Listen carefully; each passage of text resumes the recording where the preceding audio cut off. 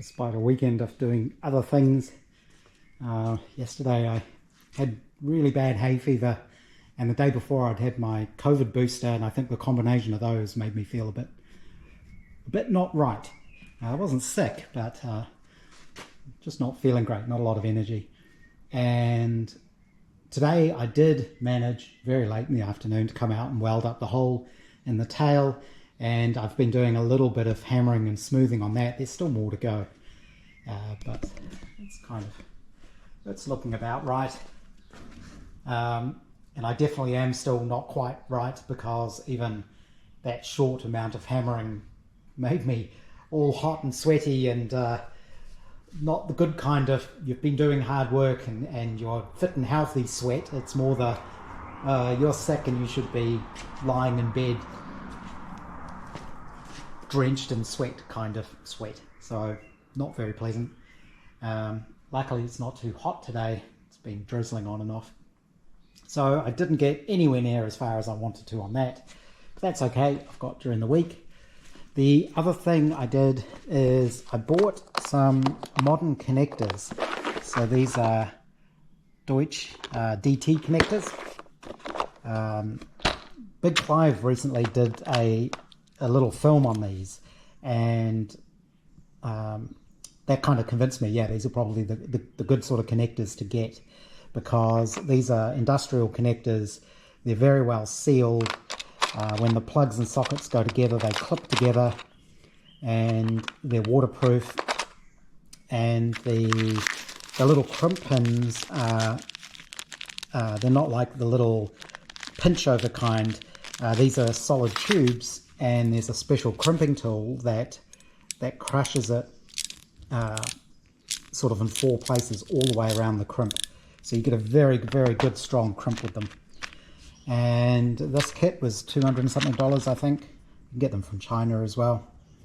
It's got all sorts of connectors, 2-pin, 3-pin triangular ones, 4s, 6, a couple of 8s, and one, that's 12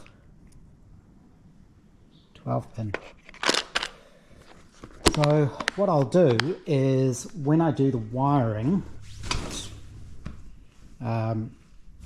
regulator fuses will be up here, so they're going to go into the car, but I'll have connectors underneath here, so you can't see those, but that means you will be able to completely disconnect the firewall part from the rest of the loom, or you could disconnect the instrument panel and pull that out separately, because there'll be connectors there.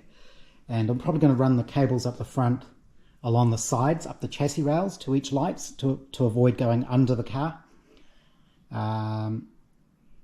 And where I do possibly need visible connectors, I'll use the old school Lucas bullet type ones, which I think technically might be a little bit out of period for a 1930 car. I think they might have come in a bit later, but they're good enough. They're practical, not too far out of period, and they won't look out of place. Most people won't know the difference. So that's where we're at on the Riley.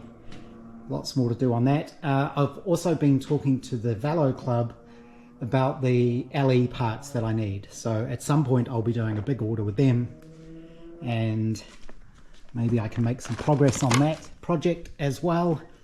If the weather had been nicer this weekend, I was going to etch prime and paint the metal frame parts. I'll also need to either copy or repair the panniers,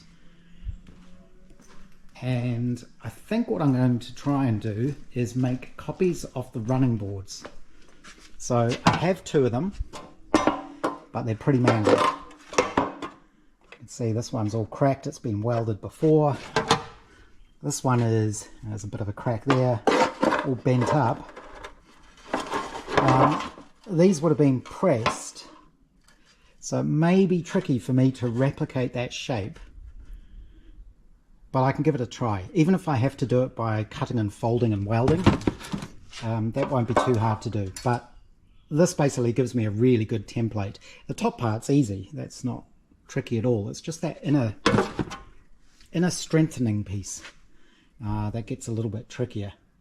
Now, I'm sure I've read somewhere, probably in the forums, that people have made replacements and they don't bother with this inner part. They use a piece of angle or something underneath there, but I think it's worth trying to replicate that. Like I say, I've got a pretty good set of patterns here. I'm guessing these holes were drilled in this so someone could try and push that out from the inside. And yeah, that's really all I've got done on the Riley this weekend. It's Monday after work, and I decided to have a look at this wiring and exactly where I'm going to mount things on the car. So I think what I've decided to do is the regulator will be mounted here. Whether it goes this way or this way, I think they're actually supposed to be mounted like that. I need to look that up, but either will work. And for the fuses and the relays, I've got 2 relays and a blinker, a flasher unit. I was originally thinking of mounting those up here as well, but I think it's going to be better to keep those out of the engine bay. So originally I had this fuse box, which is very plasticky, and if I mounted that there I was going to make a cover for it, but that's actually quite big. So I ended up getting a different set of fuse blocks. These sort of slide together. They're like little individual ones that you clip together. They all work the same way. You've got little crimp connectors that form the contacts and the attachment point for the wires. But I think what I'm going to do is this will close. It's actually hitting one of the relays. There we go. This is actually sealed as well. It's got a rubber seal. What I'm going to do is mount this on the inside of the firewall, up above the passenger's feet. So up above the starter, up there. Now you might think that's going to be really awkward to get to, but it actually isn't, because you can remove this panel. So with this panel removed, this will be mounted on the inside of that basically, which gives you pretty easy access to it. So getting in there to change any fuses or anything will be fine. In which case the cabling will probably run down straight through here, through some sort of grommet here. And what I'll do is probably notch this out so that that front panel can come off, because you don't want the cables going through it, of course. It'll either be through there or through the top here, with the wires just run neatly. That may be better, because then it's easier to seal it all. So there's not going to be much on the firewall at all. I want to keep it as plain and period looking as possible, so that'll be hidden up inside. As I've mentioned, I have these modern connectors. Again, they'll be all up inside the car, so you won't see those. I need to redo my diagram now to figure out which wires go through the firewall and which ones don't. Cables at the front, I'm going to run in 2 directions, up either chassis rail to the lamps and the indicator and side lamps. There's 2 wires that go to the dynamo. They'll come down along here. They'll have to come along here under the bottom of the radiator, because the terminal block for that is over there. You can see the wires. So they'll come up this side. There'll be the wire, single wire from the magneto, single wire to the fuel pump, and 1 or 2, I can't remember how I've wired this up, to the horn button. So not a huge amount of wires, so that shouldn't be too bad. This little metal bracket, I'm much happier with how that looks. It just blends in much nicer now. And for the cabling that goes to the back, I do have these little junction boxes, which are kind of Bakelite. They're not plastic, but I'm not sure if they're real Bakelite. There'll be some equivalent. I don't like that they've got a crosshead screw in there, and unfortunately that's threaded straight into the plastic. But if I wanted to change that, I would drill it out, and I would epoxy in a little threaded insert for a BA screw, much more period, be a slotted screw. But these are 4-way junction boxes, and I do have 4 cables going to the back, so I could use these somewhere near the back of the car, because I was also thinking of using it for this, which is where I need multiple wires to come in for the rear lamps. So I think what I'll do is there'll be one of those at the back, and the wires for the left and right side lamps will come into there, or I could use this one, which is another modern sort of junction box, and it's actually got sort of chocolate block terminal blocks inside there. But this is all waterproof as well, so something like that at the rear of the car might be a good idea, because there's a fair few wires. You can see there's 1, 2, 3, 4 going to each side of the rear of the car.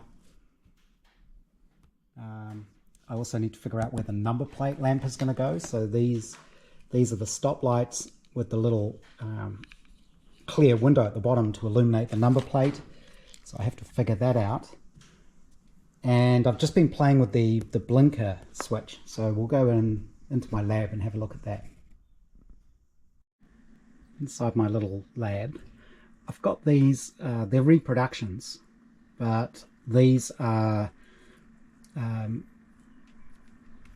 combination side and indicator lamps. So if you just connect this, which is the power, you can see the little side lamps, and I've got it wired up to my switch. I think at one point I did sort of mention which way do you turn the switch for which direction. It's actually marked on the switch. So to turn left, you move the lever left. It's not like an arrow that's pointing the direction you want to turn. It's a bit hard to do with one hand. So that's left. And this switch has a built-in pilot light, so you can see it flashing, which is good. And then right would be the other way. You move the switch to the right. So that's how they'll work. One thing I wanted to check is if the side light is on. Oh, they nearly shorted out.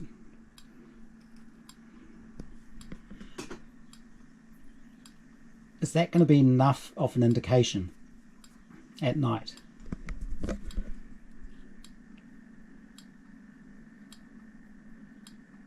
Because if I have to arrange it so that side light goes out, that's going to be a bit trickier. I'd need extra wiring. But I do have room for another relay there. That would be doable. It would just take a little bit of rearranging of the wiring. Of course, during the day that'll be fine.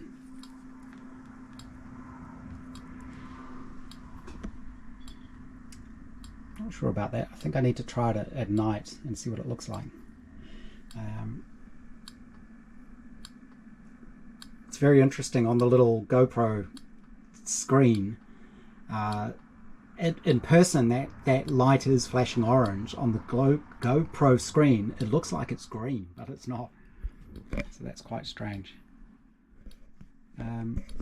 And I was just playing with the different styles of flasher. So if I replace the lamps with LEDs, I'm not sure this will work because they might not draw enough current. You can get little electronic ones, but these behave slightly differently. And also, the other thing, of course, is to make them work, you have to earth them. So I prefer the old school. I want to keep it as non-electronic as possible. And I think I've mentioned before, the rules in New Zealand are that you can use LED bulbs for things like tail lights, stop lights, side lamps, number plate lamp, but you are not allowed to use LED bulbs in headlamps that aren't designed for them. So if from the manufacturer they come with LED bulbs, that's fine, that's how modern cars get away with it. But apparently in an old car, it's a warrant of fitness failure if you've got an LED lamp and a headlamp. Whether or not you would actually get failed for it depends on how picky they're being, I guess. But yeah, I think this will be okay. I'm very unlikely to be driving the car at night, but I am likely to be driving it with the headlamps on. So yeah, I might need to tweak my wiring diagram here and add another relay to disconnect those side lamps. It's hard to know. I think I've got a simpler solution. This is what's inside these units. The orange indicator bulb is a 16 watt bulb. The side marker is only a 5 watt bulb. These are wedge style bulbs as well. Which are these things? So I'm not even sure you can get LEDs to replace those. You can get 3 watt of these bulbs, which will be much dimmer, of course. I think they're typically used as panel lamps, or instrument panel lamps. So I'm going to get some 3 watt ones of those, which will make these dimmer. And them being dimmer doesn't worry me too much because I never ever drive with just the side markers on. I don't even know why that's a setting on cars. You see an awful lot of people driving around in the dark without their main lamps on. They've just got their side lights on. So I never do that. I either got the headlights on or off, not this kind of weird middle position. So if I fit dimmer bulbs for the side markers, I think that'll be fine. I don't think there are any for the side markers. I don't think there's any anything that says how bright they need to be. They just kind of need to be there. So, and these days a lot of them are right next to the headlamps anyway, so you can't even see them. So I think that's what I'll do. I'll get some 3 watt wedges. I think this is a T10, which I'm guessing is 10mm width.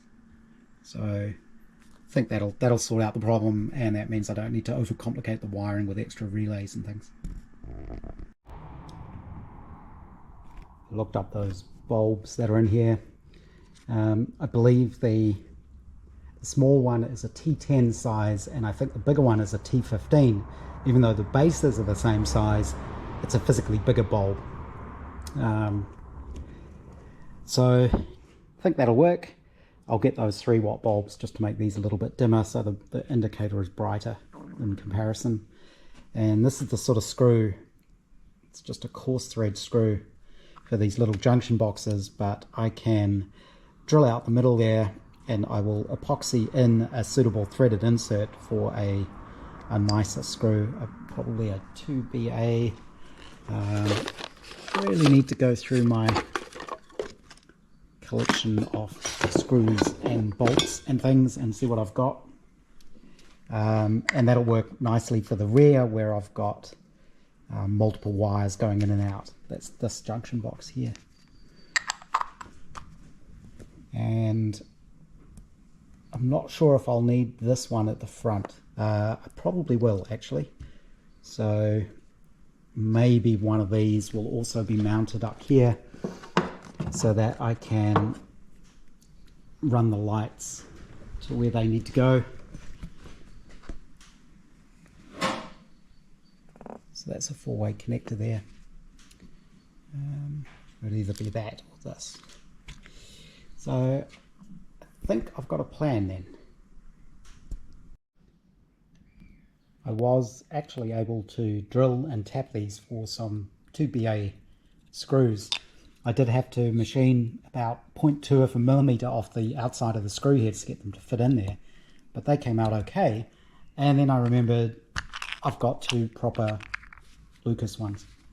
The cap on this one is kind of mangled. I don't know what's happened to it. It looks like it's had tape across it or something. And I've tried cleaning that sort of silver stuff off, but I think it's actually melted into the surface, whatever it is. These do need a bit of a clean, but these are also 4-way terminals. Should be able to fit 3 wires into each of those. The little screws are a little bit rusty, but I've sort of given them a bit of a wire brush. One of them is a bit mangled, but if the mangled one goes in the tail, nobody's going to see it. And the good one can go up on the bulkhead up there, which is pretty much how they were in real Rileys anyway. So I think I'm going to use these. I will de-rust these screws and give these a clean up. Maybe I'll put them through the ultrasonic. But it looks like we've got all the screw terminals and things there, so that's good. I'll keep an eye out for these, this sort of thing. Maybe I'll find it at a swap meet or something. I'll keep an eye out for... It's the sort of thing that it's likely to turn up in a box of junk somewhere, rather than someone selling one as it is. So yeah, I'll use those if I can.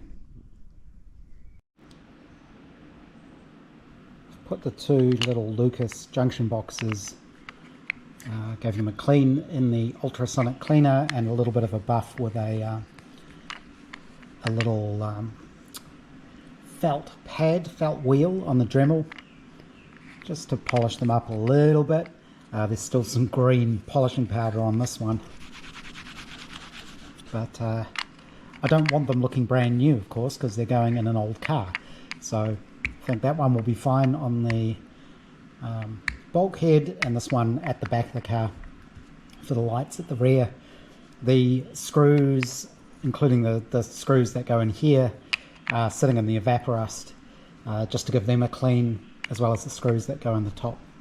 I may replate those, I'm not sure. The other thing I want to mount somewhere under the instrument panel, or up under the scuttle, is this modern little fuse panel thing. It's got a switch on it. It's got a 12-volt lighter socket. It has a USB, 2 USB ports, and it's also got a little voltmeter, which could be quite handy. So because this is obviously modern, it'll be hidden, or even if it's visible, I want it to look like it's definitely an afterthought. So I'm not sure exactly where that'll fit. Somewhere where you can actually plug things into it, I guess, but not obvious anyway. And I've cleaned off my circuit diagram so I can start looking at refiguring out which wires go through the firewall. And I think now keeping this inside the car and the regulator outside, I think that'll minimize the number of wires that have to pass through. And not much more on the tail. I'm getting pretty close to where I'm happy with that. It's not perfect, but it'll look fine. I think it'll come up really well once it's all painted and has a bit of use to it, so it doesn't look brand new. One other thing that's happened this week is my personalized number plate that I'm going to put on the Riley arrived. I'm keeping it secret until I actually get the car on the road, so you only get to see the last couple of letters. but I managed to order on the last day that they were making them, or letting you order them, the silver on black style of plate, which is much more fitting for a replica of a British car. They introduced these a few years ago, and apparently they've found out that the silver on black is not visible under certain lighting conditions at certain angles, so they've stopped making them. And the last day was in October. I managed to get my order in on literally the last day, and there must have been a big rush on these because they took a lot longer to manufacture than they normally do, so I only just got them this week. And they're also smaller. You can see they're slimmer than a standard plate. You can't get the silver on black, but you can still get white on black plates. The standard issue license plates in New Zealand look like this, which is the black lettering on the white background. And the way this works is a bit strange, and I've actually ended up with 3 different number plates that all point to my car. So I need to explain this. I'm sure it's only a temporary situation, it'll all figure itself out. But in order to order personalized plates, you have to have a car to put them on. This is something that changed. I don't know when this changed, but originally you could just buy the plates and keep them. When you get a personalized plate, you own that plate. So you own that combination of letters, and you can transfer it from vehicle to vehicle, and you can actually transfer it from owner to owner. So that sequence is now sort of registered to me. So I use my little Ford Fiesta to get the plates. So what happens is they manufacture the plates, they send you the new personalized plate, and you send back the old ones. So this is the original plate. And if you want to sell that car and keep your personalized plate, what you can do is fill in a form which is a MR6A, which is basically a request for new plates. It's the same form you fill in if your plates get damaged or your plates get stolen. Basically, you fill in this form and they issue you with new plates. There's a fee, it's about $30, which has to make it one of the cheapest government fees around.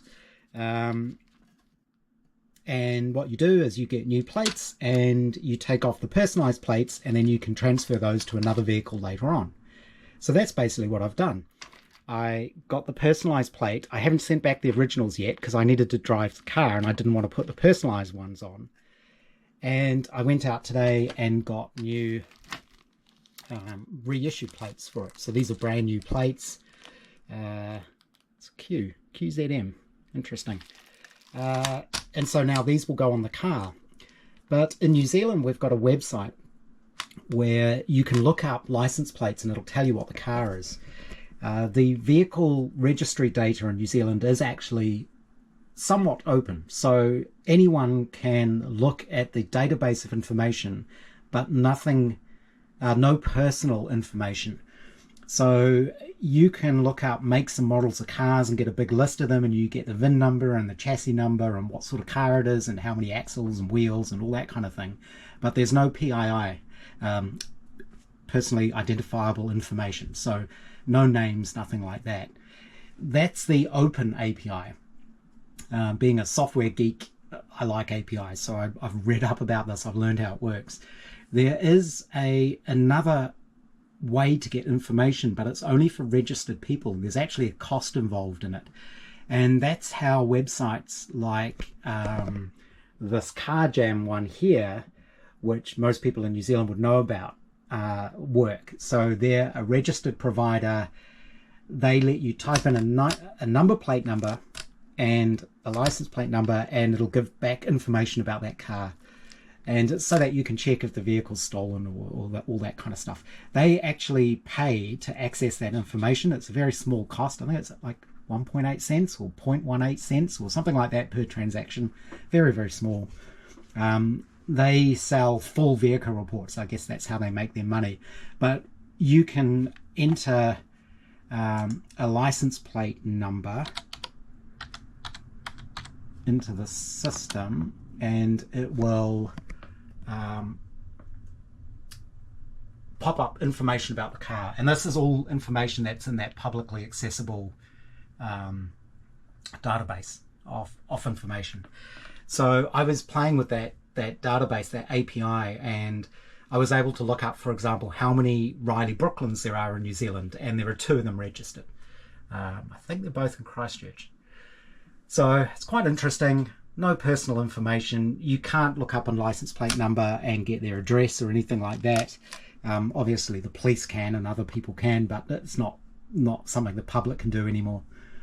But because I haven't sent back the original plate yet, if you look up this old license plate, it points at the car. If you look up the personalized license plate, it points at the same car. And because I've now just gone and got these reissued plates, these now point at that same car. So I've ended up in a situation where there are 3 sets of plates all pointing to the same vehicle, which, as far as I can tell, isn't a problem. It's just a quirk of the system. So you can see that's my car there, and if I enter the new one, now I have to remember a new license number. It goes away and it searches, same car. So I'm suspecting this will all work itself out shortly. I think there might be some batch processing involved. So what happens now is I send back these, which are my original plates, which are now effectively dead. They provide, when you get your new plates, it comes in this nice little box that you then reverse and you send it back to them, and it's all free, which is good. I put these on my car, and this is what the car is now registered as, and you get a new little thingy sticker thing that goes in your window so that people can identify the car. So that'll go on my little Ford Fiesta, and I'm assuming once they get these back and these get taken out of the system, that my personalized plate will no longer point at the car. I'm not sure about that. It may end up still pointing at it until I reassign them to the Riley. I don't know. I just thought it was interesting that that I'm kind of in this funny little state where I've got 3 sets of license plates, and they, if you look them up, they all point at the same vehicle. Like I say, I don't think there's anything bad about that. Everything's all properly licensed and paid for, so yeah, just an interesting little thing.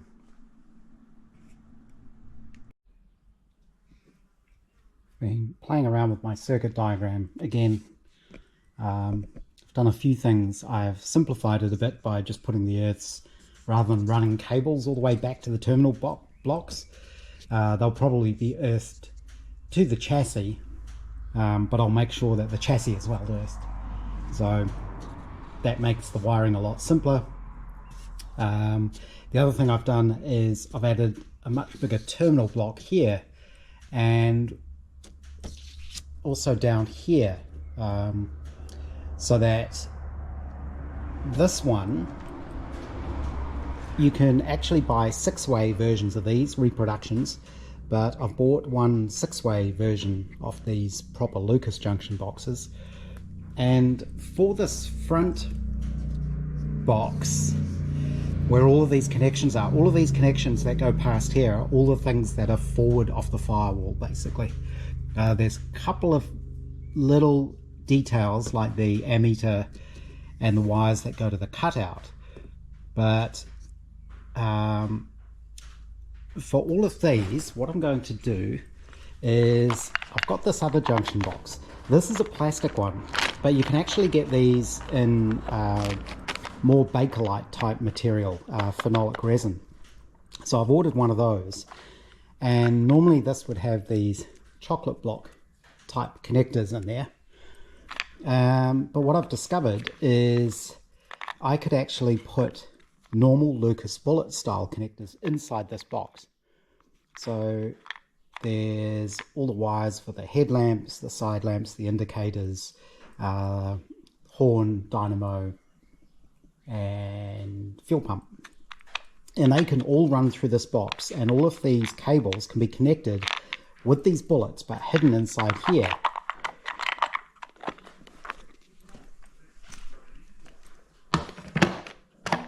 And that can basically be mounted on here somewhere.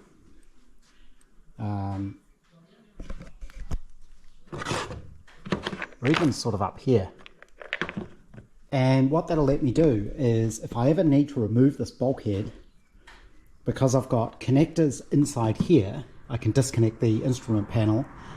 And if I've got connectors inside here, I can disconnect all the wiring on the front half of the car and pull this whole thing away if I need to.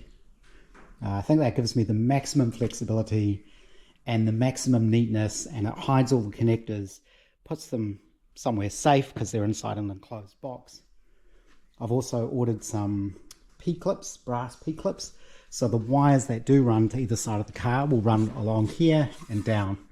So you can easily remove that part of the loom, pull it out of the way. I think this is going to be the neatest possible way to do it. Those parts I ordered from Paul Beck Vintage Supplies. Super quick. So same day I did the order, they'd already started shipping this stuff out. Just a couple of things that I ordered. Hopefully I get them before Christmas. I think they're already on the way.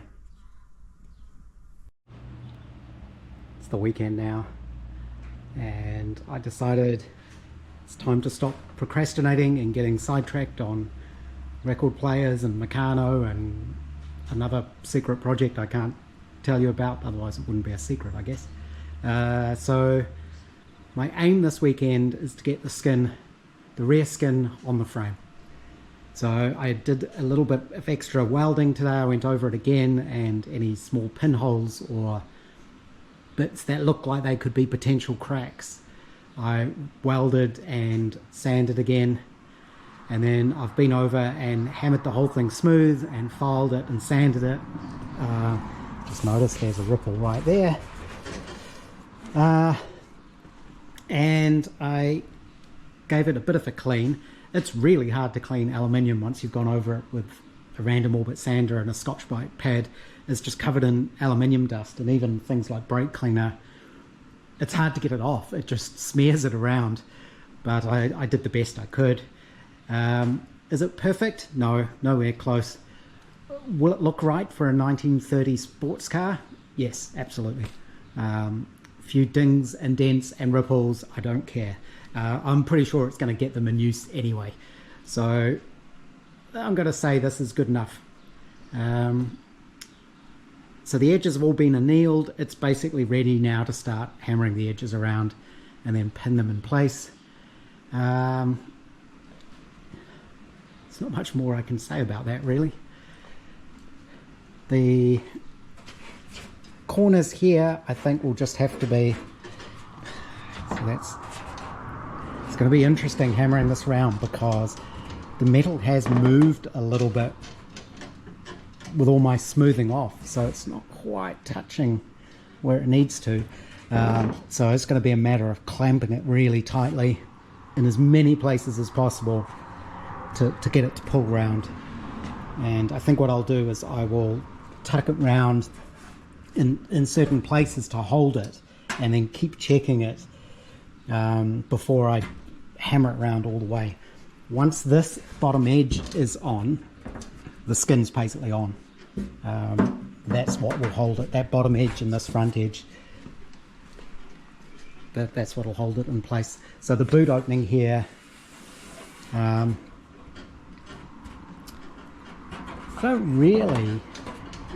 don't really have to attach it to the frame, but that's how they were done, so that's what I'm going to do. These will be hammered down. It's off by quite a long way. I'll see what happens when I clamp that down. So I'll have to trim the corners in and then fold those round. Tails all pretty good. And in here should be good. So it did all fit before, so once it's hammered on there, it should all fit again. The other problem I'll have then is I think this will then become It's not too heavy to lift, it's just too awkward for one person. Especially with the skin on there, there's no easy way to grip it. You need two people, or else I'll have to use my little gantry crane and I'll rig up something. I'll have to think how I'm going to do that. Maybe I can put a piece of timber in under the frame there and hook onto it. I'll have to make something to do that. I'll have to get the balance point right so it's level, but at least then I can lift it on and off the car by myself. And boot lid there, that's kind of ready to go. I think what I'm going to do for this is no frame. I'm going to keep it lightweight. I probably won't even use the budget locks I've got. I think it'll just be strapped down, which is perfectly fine for a race car. And I think what I'm going to do for the edges, I need to check my period photos and see if they were square or rounded edges. I'm going to fold this over but leave a gap, and I'm going to get some P-shape rubber extrusion. It's not rubber these days, it's what do they call it, EDPM, synthetic rubber, and that'll sit under that lip and provide a sort of rubber seal. And that's not really for weatherproofing, although it will help with that. It's more just so that this boot lid isn't rubbing on the body and scraping away the paint. It'll sit on that rubber edge. This side fits quite well. And then once that's on there, I'm going to give it another good going over with the random orbit. I've got file marks in it. You can see them. There's actually scratch marks in there. I'd completely forgotten that I had flipped this file over from the old side. And so this was a new surface on the file, and it cuts really well. But it's going to be painted, so that's what the high build primer will take care of. It's really tricky for me, not having really done this before, apart from my Austin 7, which hasn't been finished or painted, is knowing what's good enough or when to stop. Obviously, if you've got experience, you know how far to go. But luckily, one of my neighbours who lives sort of up that way, around the corner, who's selling his house, unfortunately, was a panel beater and a fabricator, I think. And he's popped in a few times and had a look at it, and he looked at it and said, no, that's fine, that's what your high build's for. So that was quite good. Obviously, if you're doing a polished body, then your welds have to be perfect and your finishing has to be absolutely perfect. But I think this would look daft with a polished body, to be honest. And then I haven't heard from the chap I've bought the new aluminium from, so hopefully he's okay. I'm assuming he's just busy before Christmas, but I think he's got it, as well as the steel for me to reinforce my wheeling machine. But I haven't heard from him, and I don't want to bug him too much because he's kind of doing me a favor by dropping it off. So I may not have the aluminium over my Christmas break, but I really need to think about stripping this all down and painting the chassis. So maybe that's something I could do. And of course, I've got all the wiring to do as well. I'm still waiting for the little junction box to come. That's on the way. There's my little etch plate. Came out pretty good. But yeah, I have to take it all apart and paint it, which is going to be a pain in the neck. And to do that, when I had my 50th birthday party here, it was a year or so ago now, we bought one of those really cheap sort of marquee things, just the metal poles, and it's got the sort of plastic thing. So I've still got that, and my plan was to set that up here as a kind of spray booth, because I don't want overspray going on everything, basically. And that's kind of what I did with my Austin 7 when I painted the chassis on that. That was in my little garage, my place up in Avondale in Auckland. And I just used painter's drop sheets and ran a sort of a line around the top of my little garage and dropped those down, and that worked fine. So yeah, wiring, and then I need to basically do the door skins and the guards, and then mount all the lights and things, of course. So that's where we're at. I need to check what's happened with the number plates. So last time I checked, I still had 3 different number plates pointing at my little Ford Fiesta. I have sent back the original plate, so I suspect when they get that will trigger everything becoming right again, so that I only have 1 plate against my Fiesta. And it means when this finally does go on the road, it will get given a new number plate, just a standard one, but then I can immediately put the personalized plate on it, which is good. So one thing I want to do is I'll make a template of that number plate to get the size, so I can figure out where it's actually going to be mounted.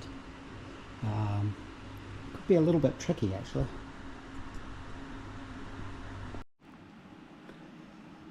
I had the skin all clamped on, and then I realized I had to take it all off again because I hadn't done the final trim with the skin in exactly the right place. It's actually quite hard to get it to sit exactly right. There's a little bit of wiggle to it, and so it takes a bit of positioning to try and get it where it's pretty much even. I think it's sitting there now. The other interesting thing is after it's been clamped down for a bit, it actually holds its shape better. So it's pretty close to where it needs to be now. And I'm thinking for the corners of the boot, I don't want to just put a cut in there and then fold the edges over, because that'll give it a little stress point that it could then crack from. So I'll probably curve these in and have a generous radius here. If there's a little tag of metal sort of sticking up in the corner, that shouldn't be a problem. I don't think you're likely to snag yourself on it or anything. So there'll be a generous radius sort of in there, and then this will come down, and then those get folded over and pinned. Lots of pins. It occurred to me, and actually somebody else mentioned it to me, that I've got the original door skin here, and so I can see how they position the pins and how many pins they used. We have a little ruler here, so they're about every 1.5 inches it was pinned, at least the top of the door skin was. So that gives me a good original sort of measurement of what I need to copy for the pinning. Some days when you work on the car, you really earn your beer, and not just because it's a really nice sunny day today. Nice and peaceful. And I had a slow start this morning because head gardener's gone to visit her mother up in Napier. So it's just me and the little chap this weekend, which is going to be interesting because the 2 dogs, I don't think have ever really been apart for any length of time, so we'll see how they behave. But I decided enough screwing around with the body, it's good enough.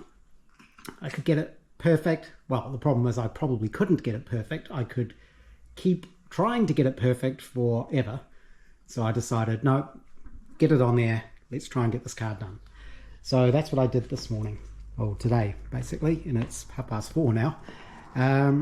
I've attached the rear skin to the frame, and I was very careful to brace the frame when I did any hammering, and I used basically all of the clamps, every single clamp I've got, clamped it all down really well and just carefully hammered it round. And it's come out okay. It's really hard to get the edges perfectly smooth. I've just noticed it's a little bit wonky there. I might be able to hammer that a little bit more. I did have a little bit of trouble at the tail here because the timber, the aluminium isn't touching the timber right at the tip of the tail. So if I tried to fold that round, it was going to kink it in. What I ended up using was somewhere Metal Shapers Tom's slapper, and I was able to slide that under the aluminium, and you can see it's about the right curvature for the bottom of the tail, and I was able to slide that under and then hammer that over this, and that worked really well. But you can see there's a little bit of a ripple just underneath there, which is a little bit annoying. It's all hammered around here. I've also pinned it, so it's folded, wrapped around the bottom. It's hammered in here. I've actually run out of pins, so it's not fully pinned yet. There's a few pins missing on the bottom, and I haven't done the boot lid because what I'm going to do is trim this kind of like, where's a marker? Everything was a big mess. I think I had a bit of a clean up. I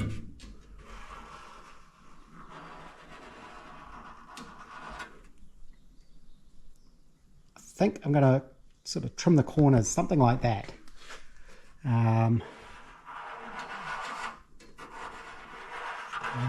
Not sure. Basically what I want to do is be able to fold the edges around but leave the corner piece upright, because there's no way I can fold that corner right in, of course, because it's a right angle corner, and I don't want to just cut this like that and then fold the edges, because then you've got a corner where you could get cracking in the future. So I want to leave a little sort of fillet there. That little piece in the corner won't matter, it won't be in the way.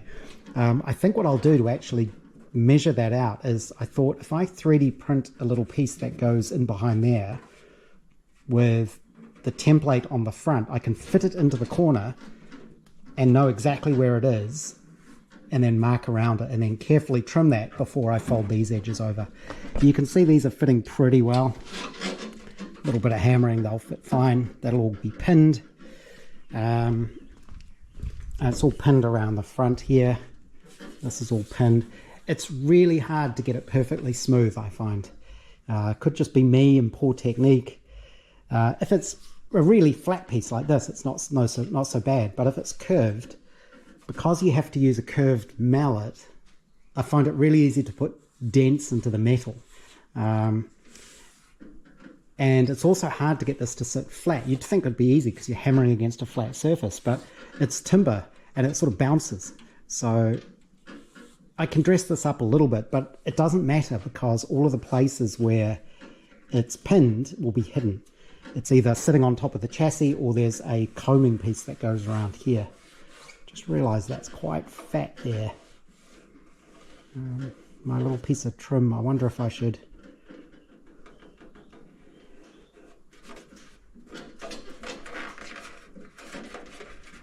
I think it's because it's actually sitting up a little bit.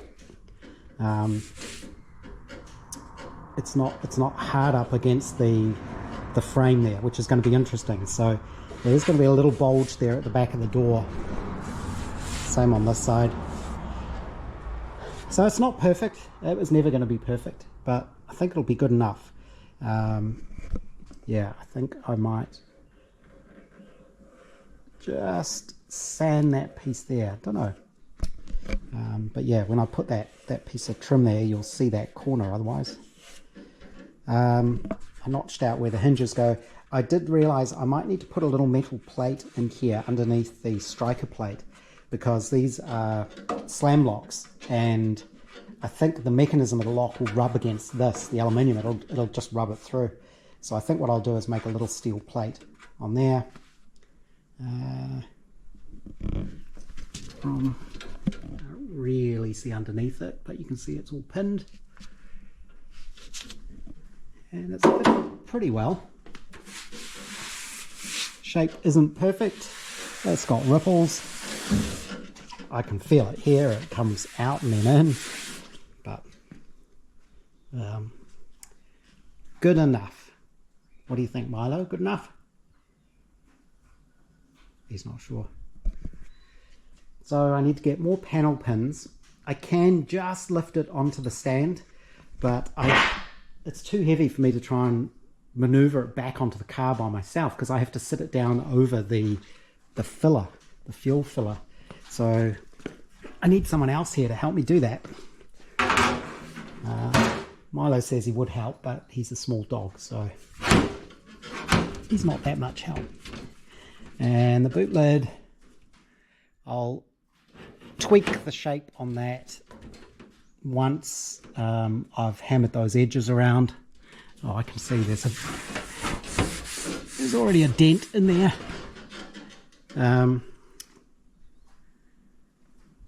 Once those edges are pinned over, I'll get the shape of this to fit perfectly. It's reasonably close. And again, it's going to have the edges folded over probably with a sort of rubber seal, just so it doesn't rub against the paint. And it'll probably just be held down with leather strap and some footman's loops down here. Strap over at the top. Obviously this will need a big hole in it for the fuel filler, and I'll probably do like a rubber or a leather gasket. Probably leather would be more correct. But, it looks like a car. Yeah, trying to get this edge really perfect. There's little waves in it. I can adjust it a little bit with a hammer, but it's like, how good do you get it? The other thing I need to do is just re-TIG. It did crack the welds in a couple of places. This is where the seam is. So where it folded over, just in there. So I'll just quickly TIG that up and just file it smooth, just so there isn't a crack there. I think there might be a crack on the bottom I need to do as well. So also I'm going to re-sand the whole thing. Yeah, the whole thing's not smooth. The other problem is, even if you got the skin absolutely smooth, unless it fits the frame absolutely perfectly, when you hammer the edges around, it's going to move a little bit. So chances are you'll get ripples in it anyway. This bit does annoy me. Just that little piece there. It has cracked just a tiny amount. So I think that's it for the day. I'm going to go and enjoy my beer now. I'll have to go out probably during the week and get more panel pins.